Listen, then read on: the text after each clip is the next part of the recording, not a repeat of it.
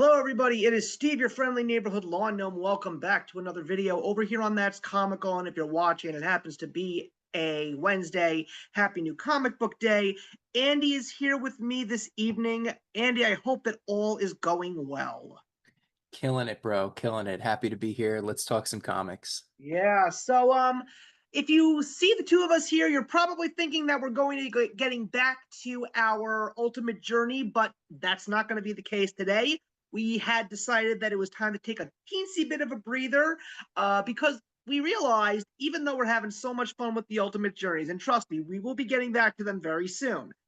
There are a couple of things that we normally do here on the channel that we haven't really done this entire year just because we've been having such a great time with everything else. But we thought that tonight would be a great opportunity for a must be read, and a very specific must be read because of the fact that the comic that we're going to be talking about today got a sequel this summer. And I gotta be honest, it caught me by a very much surprise, but I was very delighted by that surprise. So when it came out, I said to Andy, I know we briefly talked about this when we were doing a creator's notes episode, but I think we really need to talk about this book full blown in celebration of its surprise sequel. And that, of course, is the 3-issue miniseries from DC Comics, Robin and Batman, as told by the true dynamic duo of Jeff Lemire and Dustin Nguyen. This year's anticipated sequel is Robin and Batman Jason Todd. And all I'm saying is, if that is successful, I'm hoping that they do a series of miniseries showing all the Robins. But let's go back to where it all started with this very well done miniseries by these two guys. We talked about Jeff Lemire a little bit, and we did talk about this book at the time because it literally had just come out about a month or two prior. But I said, Andy, I think it's time we talked about this in full force. So what do you say? Yeah, and I gotta say, when it came up, my gut impression was, wait, didn't we do an episode talking about this? But it was the creator's notes episode, and just this book was so fresh in my memory and such a major entryway into Jeff Lemire's work that I just forgot since we dwelled on it quite a bit. And we had an episode where we talked about Robin Yeah. broadly, and obviously this comes up with that too. But I'm excited to talk about this one. I reread it, obviously, for us to talk about, and it had been a little while at this point since I'd read it. There's many scenes from it that loom large in my memory that I find myself thinking about a lot, both when I'm reading comics or just existing as a member of a family with a young son.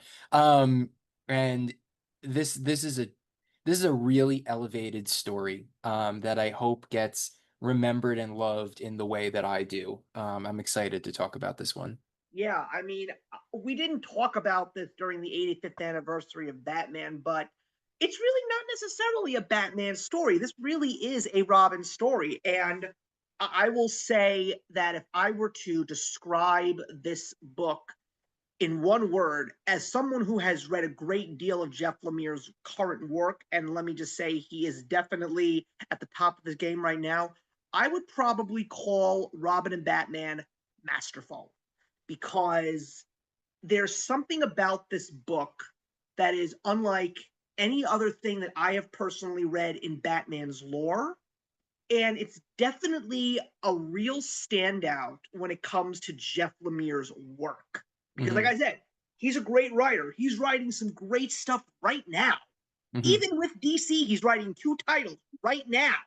Hmm. But I was so glad to revisit this. And just a little bit of tease to everybody, issue number 2 of Robin and Batman Jason Todd came out earlier this week. And I will say right now, it is very much enjoyable for me at least. But I got to reread this one, and I was so happy that I got a chance to read this because I think this is really like a fine wine. It was much better the second time around. Hmm. And I think it's just because of the fact that when I first read it, I was so impressed, and like the second issue it got Yeah. me right in the feels. Yeah. But now that I got a chance to really revisit everything as a whole, the entire story has many of those moments that I completely forgot about when I was reading it month to month to month. Yeah. Yeah. I had the same impression of it. The we'll talk about it, but the moment in issue 2 that made my heart stop on an initial read still was deeply affecting now. But you're right, it's kind of like a fine wine. When it ages, the complexities of the different parts of it kind of started to really fully take shape. And knowing the direction of the story, reading it again, I was really able to enjoy the artistry of the build, to see the connections that were there from the very beginning. And really, if I can say there's one thing I took from it this time was, we start by saying this isn't really a Batman story, it's a Robin story. This time I really saw it as a story about Robin, Batman, and Alfred. Mm, Knowing the direction that the story was going and getting to read it as a story about family, um, first and foremost, I was so, so, so, so, so attentive to every individual word from Batman and from Alfred in the yeah, story. And yes, it's about Robin and everything turns around him. But the way that these men shape him and are shaped by him in turn, is an equally important part of the story, to Robin's own development. yeah. And I mean, another thing that I definitely want to say is I really hope that after today's video, more people will think about reading this one because this is not one of the Robin based stories out there. There's so many others. I mean, lots of people would say Dark Victory is a great story. Lots of Mhm. people would say, when it comes to Robin, All Star Batman and Robin. Even Mhm. right now, Mark Waid's Batman and Robin Year One has gained some serious traction and people really enjoy it. But I really feel that this one is very much overlooked unless you are a Jeff Lemire fan, I think. And also, the art drives the story just as much as the writing does. Dustin Nguyen, his watercolor technique is definitely some of the best work that I see in comics today. He's got this style in these books that, the word I'm going to choose sounds negative, but I swear it's not if you hear me out. It's got this sketch style to it Yes. where I'm very aware of every stroke of the pen. And it conveys, though, a really beautiful sense of movement when needed and emotion at other times. It creates this liveliness in the stillness in the frames where it's not a pure action shot, that is really, it's a refined style. It's something that not everyone could pull off. But every single panel is beautifully crafted, well done, legible, which is an important thing to note in comics. Um, but it conveys that distinct style in every single frame. There's a little like it in comics. So the story begins in issue number one. We see Robin very much at the early point of his career as Batman's famous sidekick. And we see Robin taking on a mission full of confidence and eagerness to really get into what he's doing. And at that same time, Batman is being who Batman always is, a teacher, but a critique at some point. But more importantly, in the series of sequences that we see in this mission, you definitely right off the bat see something that is normally seen in Batman a lot, but I feel that it is done with so much more passion and emotion. You really see him as someone who is looking at this moment as a fatherly figure as opposed to just a mentor. You can sense his heart racing as he's seeing Robin making those mistakes and how he instantly jumps in to get Robin's back. And then, of course, Robin just gets up and yells at him and says, "But I had him." And then he's like, "Did you?" Hmm. Hmm. Yeah, and there's I forget the line, and it gets repeated later on. Don't be narrow-minded, something like that, but focus around you. But we get called back to it, and yeah, it adds a gravity to this opening scene with just these thugs robbing some meat or whatever it is. We don't have any of the info yet. But this is a kind of scene that you completely skim over. This is not like the plot of an actual Batman story. This is something that happens in the background of a world's finest. Somebody just pops your common burglar and goes on with the main story, but there's a gravity that's given to it, and it also sets us to understand where we are in the timeline in Batman and Robin's relationship here, right? Like the fact that this is a challenge for Dick means that okay, we're learning here. This is truly a training exercise, and he's not been at this for very long. And that becomes clear as we go deeper in, of course, but that's our first clue that we're really looking at one of those Robin year one kind of stories right now. Exactly. Especially considering the fact that it's not even the same costume. This is also a costume that we've never seen Dick Grayson or any Robin in before in the history of the comic books. So I really like the fact that he's sort of like in a recruiter's outfit for Batman, if you will, because he's got the Batman color tones, the grays, Hmm. the blacks. And Hmm. then another thing that you did mention slightly earlier that I'm really glad you did, so I want to expand upon it. One of the highlights of this book after reading this a second time around for me, without a doubt, was Alfred. Even though he is mostly in the background, when it's his time to be in the spotlight, he gets some of the most powerful and emotional moments Yeah. in the book. Because the first big moment is when Dick just storms out of the Batcave and Batman's just sitting there and he's like, am I doing the right thing? Am I making a mistake? He just lost his parents. And Alfred just tries to comfort him and says, he'll come around. You're doing the best that you can. And then, of course, Batman says, but am I really, to a Yeah. certain degree? And it's a very Yeah. powerful moment. Yeah. No, and I think it's a great moment for both of them. You're right. I focus on Alfred in that particular moment. However, you know, Bruce is really face to face with his childhood trauma in raising Robin. And the idea of really asking, is he doing the right thing, is one that's a complex question to ask because he's given him a great life ostensibly. However, in what they're doing, he's really putting him at risk. And it's crazy. And if we look, if we strip back the veneer of comics and we look at this as, a reader, a person in the real world, the idea of this is patently absurd. Obviously, he is doing something wrong. But there's training, there's safety, and it's something that Alfred has seen. Bruce has made a life for himself in this and made a difference and turned it into something good. And while I can see and we can agree that clearly Alfred wants things to slow down and doesn't want to put this 12-year-old kid at risk, Alfred is not completely out on the idea that, well, training him isn't a bad thing, though, Right, if we do it because safely. in the big picture, in the scheme of things, it's really about Batman knowing where Dick's mind is at this very moment, because that's where Bruce's mind was at one point in time. And he Yeah. believes that this kind of lifestyle, if you will, is important for Dick's mental state for the purposes of harnessing the anger and not necessarily going out for a revenge, but rather putting his anger into good use for the good of Gotham City.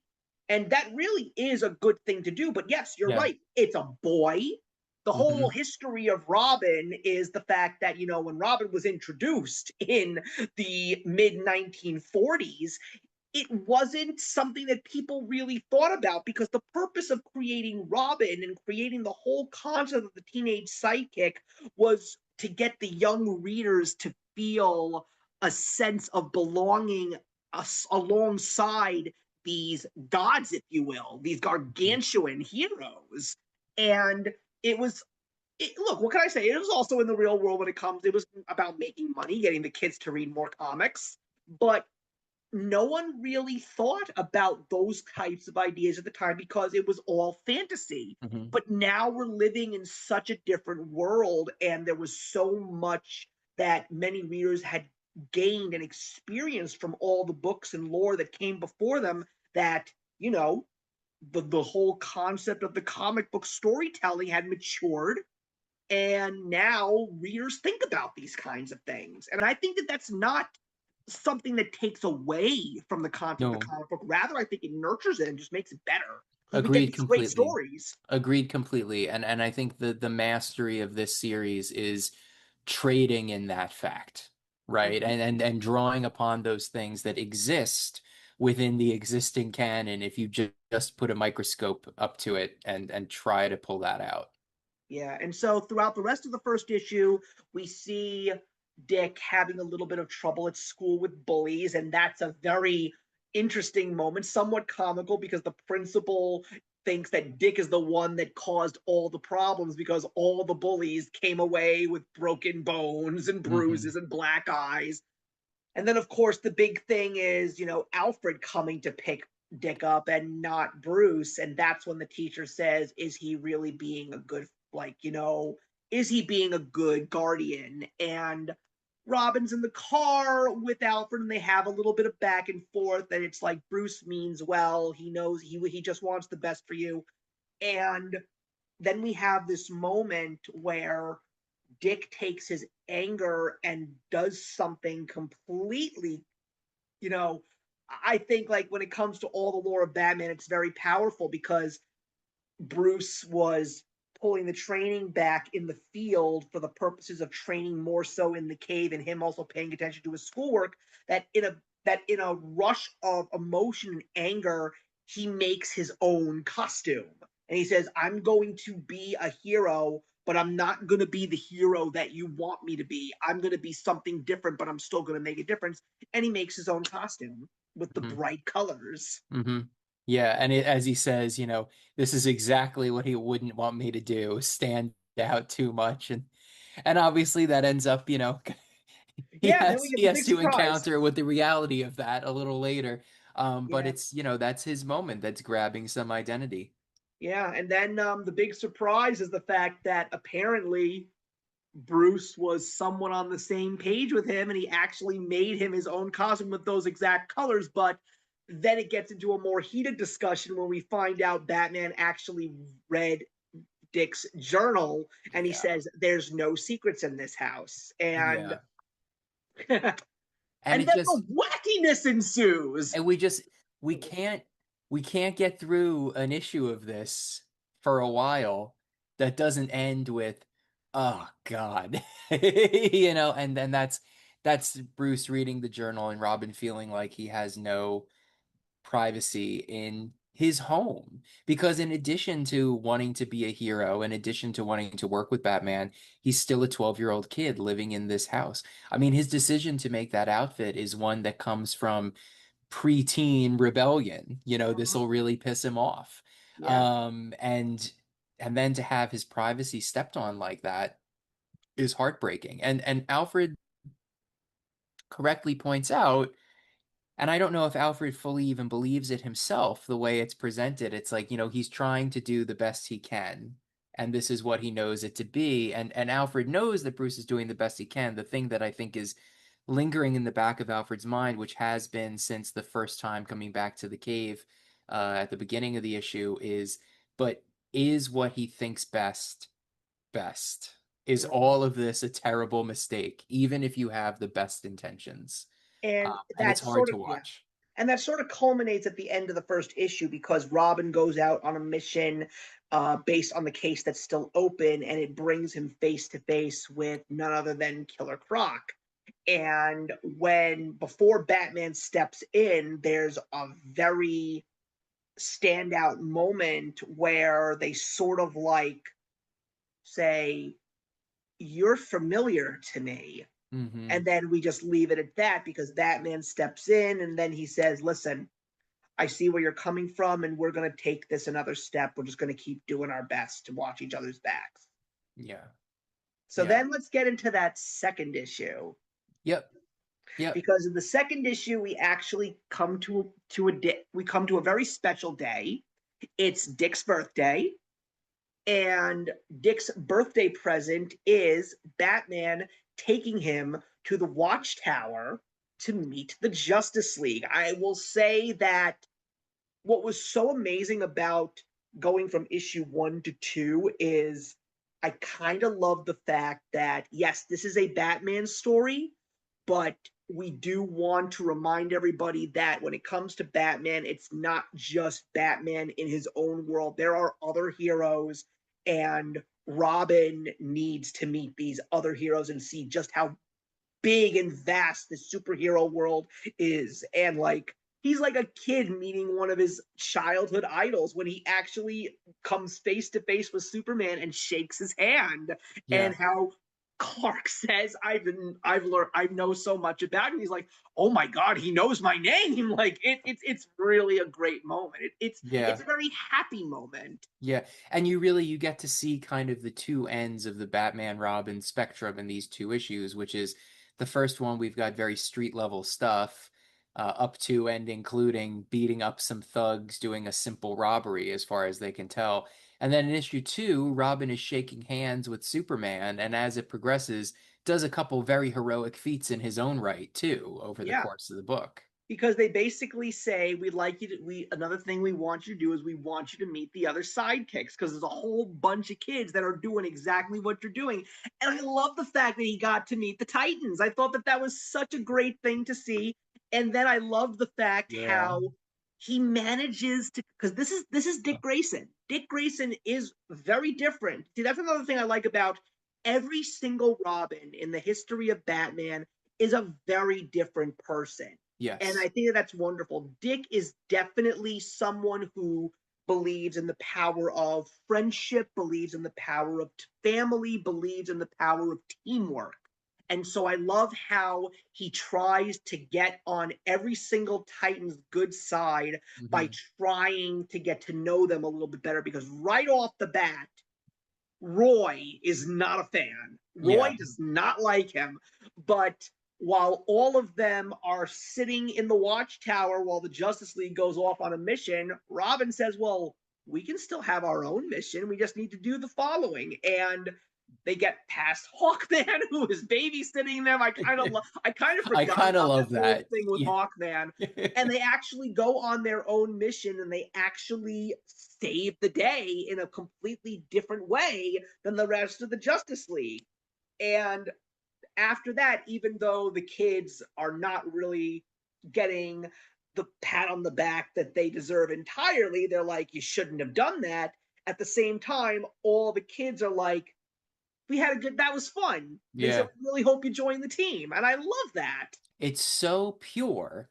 Yeah. And we just had this whole thing of like Dick losing his family and trying to find his place in this new home, and feeling like Bruce isn't there enough, and all of this, and then getting bullied at school, even though he showed them what's what, doesn't change the fact that they don't like him. And then he finds this group that out of nowhere, happy birthday, here's a group of people who ostensibly are like you. Happy birthday, here are friends, right? Um, and I remember the first time I read this comic thinking, this is great. It's a very lighthearted, and again, another thing I really love about this, and I give all the credit to Dustin Nguyen, just getting the opportunity to open up the color palette. We Yeah, come from an issue that is mostly black, white, gray, and then of course we get the small amount of color that Robin's got on his uniform. But then when you get to the Watchtower, you see the blues, you see the yellows, the greens, the purples. I love the fact that Dustin Nguyen got to play with all the crayons in the crayon box. hmm I hmm really, really love that. But then he gets home, and Alfred asks, "How was everything?" And then he goes, "Oh, it was so cool. I had such a great time." It was like a kid that just ran out of a and candy he store. means it. He means it, and Yeah. that's the thing that like I loved upon the first reading and makes it still so Yeah, upsetting in a because then second the reading. next, the He first thing really means is it. He Yeah, really because does. then right away, Batman says, Robin, debrief. And then Robin basically gave Batman his findings from his mission. And when I read that, my jaw hit the floor with that twist. I was like, "Oh, Bruce, really?" It was just so devastating. And it's still devastating. And that these are a group of kids that finally he has something truly in common with. And after this day of danger but fun and doing what they can do and having them excited to meet him and grow to like him and him really seeing them as friends, it just it makes your heart stop because it's like, Bruce, don't take this from him. It's like not everything needs to be this mission. And Alfred is so disappointed. Didn't he Um, literally call Bruce a bastard in that book? he did. He Yeah, did. It was that was it was that was that was really a very painful. powerful moment. I was Yeah, shocked by that one it again. was it was very painful because we've been seeing up to this point Alfred defending Bruce, that he's doing his best, that he wants to protect him, that he's doing all this. And Alfred sees that moment for what it is. You're getting between this kid and his chance to be a kid. It's his birthday, which makes it extra bad, but to be Alfred, put yourself in his shoes. The day began with, oh wow, Bruce is bringing him into this really fun thing. Like this is what his, training actually lets him do, and he's going to meet other kids. This will be good for him. This will be his version of normal.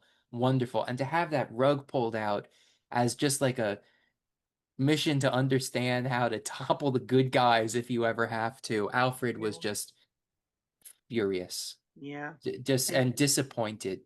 Disappointed. And then Killer Croc's story continues towards the end of the second issue. And this is where he officially makes the connection. He is now reminded and he remembers that Robin is, in fact, Dick Grayson from the Flying Graysons in the circus where Killer Croc was one of the members of the freak show. And Hmm. so we learn a little bit about Killer Croc's relationship with Dick. And even though we get a little bit more of it in the third issue, even though Waylon, because that's his name, everybody, Killer Croc's name is Waylon Jones, even though he never had a bad relationship with Dick, he had always been jealous because Dick had a family. He had a mother and he had a father who loved him dearly, and he hated the fact that he, as a kid, as opposed to Dick with a kid, as a kid, had nothing. And he wants his revenge in some shape or form. I personally think that's a little bit over the top if you ask me, but you know what? That's where we go in issue number 3. In issue number 3, we see Dick back in school. He still is having issues with bullies, but then what's very interesting is a boy actually says, "Hey, do you play D&D?" By the way, I really want to know your thoughts on that moment, just because I know you are a D&D player. Yeah, yeah. I'm wearing a D&D related shirt right now, out of That's frame. actually kind of Yeah, funny. I thought it was fun, and it's interesting in that, like, you know, that's the kind of friend group that would approach Dick, right? Yeah. And I know that better than a lot of people would.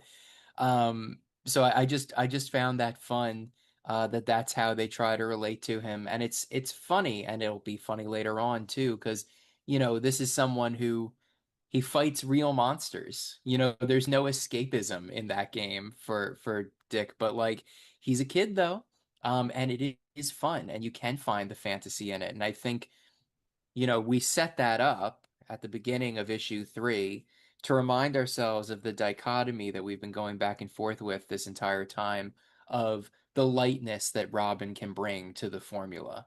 Mm-hmm. And then, of course, we get to the point where we get the final standoff. Basically, Killer Croc gets into his school. He's looking for him. And then he gets the ultimate test. He has to basically take Killer Croc on while Batman is not able to help him. and Batman is actually at one of his most vulnerable points.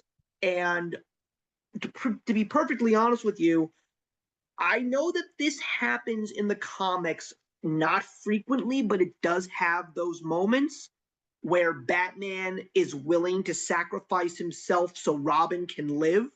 But it's very different this time around. It's Yeah. so emotional. Like you're really like flipping the pages and you're on the edge of your seat because there's so much heart thanks to the writing and thanks to the artwork that just brings this moment to life and adds so much more power to it. Hmm. Hmm. Definitely. You feel the you feel the urgency of the danger that's present in it. You feel Alfred not wanting Dick to go. You feel the risk, and there's something to the vulnerability of how Bruce is captured that makes you feel that way as well. This isn't a world-ending bomb. This isn't a hand-to-hand fight with Killer Croc. This is a race against the clock, and he's tied up. Mhm. And there's something very, very scary about that because that's real. That's a real scary thing. Yeah, and this is where everything that Batman hopes that Robin should be ends up coming to fruition, where it is Robin lets go of the hate, of the anger, but he goes into this fight with Killer Croc saying, I already lost my family. I'm not losing another one. And he Hmm. gives it all he's got. And he wins. And again, I completely forgot this moment, but this moment was just so powerful when he knows Batman is safe and you see the dialogue box. He's like, oh, thank God, thank God. And then they actually, another thing you do not see in Batman comics, they actually hug each other and Bruce says, you are a good boy. Yeah, That is yeah, beautiful. That is yeah, beautiful. yeah. No, it really is. It's, you know, we colloquially call it the Bat family, right? Yeah. Which is when we've talked even on this channel about how that can be really silly at times because depending on how you write these concepts, you either see Batman as this loner or you see him as this purely analytical mind or you see him as this, manifestation of his own trauma, or you see him as campy and silly, and why is there a 12-year-old with him? But in this moment, you draw on the heart of what the Bat family really means, which is this is a broken man who's been picking up the pieces, and the only thing he sees left to find that last missing piece is to help someone else in a way that he wasn't able to fully get help. Uh, Mm-hmm. and to share in that moment with each other makes I even talked in this very episode about it's patently absurd that they are considering this could be a good thing to train this 12-year-old boy and put him at risk like this. But in this moment and in the writing that we have in the story before us and for the reasons they ended up where they are, it's beautiful and it works. No, it's a moment that you really do not see, and that's one of the few things that when you talk about Batman's qualities, you don't talk about his heart because he really does care. He really, really does care. And unfortunately, most of the time, when you see just how much of a heart Bruce has, it happens during the worst of circumstances. Case in Mhm. point, a death in the family. Like when Jason Todd dies in his arms, he is crushed. It's called Batman's greatest failure for a reason. But to actually see him embrace and show love for this child that he took in is something that I think Batman fans love to see. And at the same time, in regards to the story, it's also something that Dick truly needs at that moment. And then the story concludes where we see the two of them really starting to gel more as the famous dynamic duo Batman and Robin. But at the same time, you see that he has a life outside of fighting crime. You see him in the end playing a Dungeons and Dragons game with friends at school. And I believe you even actually see him meeting the Teen Titans again to go on for another mission. So his life is now just beginning, and it's everything that he could ever want. And that's why he says the nightmares end and I'm not afraid. And that's a very, again, I love the inner monologue of Robin. We didn't touch on that in this book. It's Hmm. beautiful writing, you Yeah. know? Yeah, particularly the beginning of each of the three issues, but then also the ending of the third issue where we get kind of that peek into where he's at mentally. It's a very effective tool to get in. But yes, everything you said about the emotional arc of the ending, that's how I see it as well. And this is just a really great story It really about is. a side of Batman that, when done poorly, people mistakenly think is pure camp. But when done well, it gives you something like this, which is rarer than I wish it was. But this is a very special story. And at the same time, I also feel it's the best way to bring the whole meaning of why Robin is created. As I said before, Robin was created for the purpose of the young reader to envision themselves looking at Batman. So this is really, and at least that's the way I look at it. I think that this is a true homage to Robin looking at this man who is, he is the night. He is the worst nightmare of evil, and I get to be someone who works with him. What an honor it is. Yeah, And yeah, and again, I was so sad that it was only 3 issues, but those 3 issues told so much and told such a great story that when they announced that the team was getting back together to do Robin and Batman, Jason Todd, which is why I'm really wondering if they're going to make a remastered version of this original story and maybe put it in a trade paperback and call it Robin and Batman Dick Grayson, because yeah. that's exactly what this is.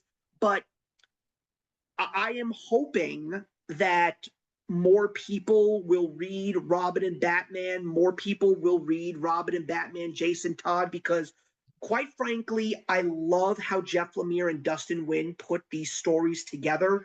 And I said this to you off camera, and I'll say it again. I would love if Jeff Lemire and Dustin Nguyen were given the ability to create a story like this for every Robin, Yeah. because no story is going to be quite the same. I Hmm. personally would love to see a Robin and Batman Tim Drake. I Yeah. just love the idea that Tim Drake is actually who people think is really the world's greatest detective, because his whole story is he found Batman on his own Hmm. by using his own brains. The fact that he was Hmm. able to figure out who Batman was and where Batman does all of his work, like, that's incredible as itself.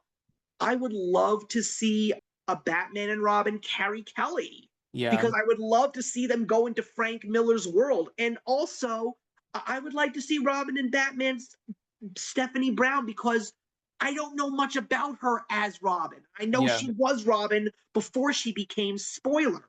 So there's so many great stories because each Robin is different. And I know that each time Lemire and Nguyen get an opportunity to do something like this, it's just going to be gold, because Yeah. I'm personally, I mean, unfortunately, Robin and Batman Jason Todd is getting a little bit of mixed criticism. I don't know, and I don't understand why. Okay. I personally don't understand why. I am enjoying it for the 2 issues right now, and I want more. Hmm.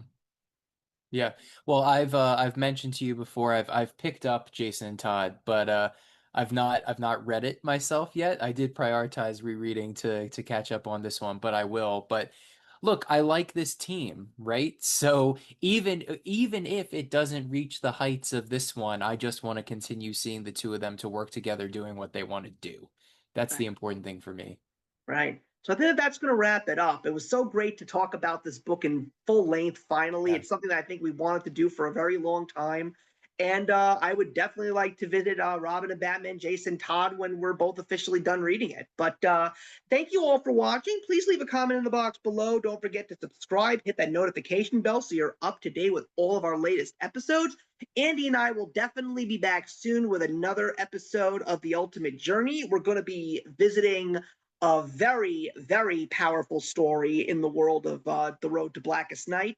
But at the same time, there's a couple of other projects in the work that I'm really hoping that Andy is going to be able to be a part of. And I know that we're going to have a good time. But in the meantime, everybody, we will see you in the next one.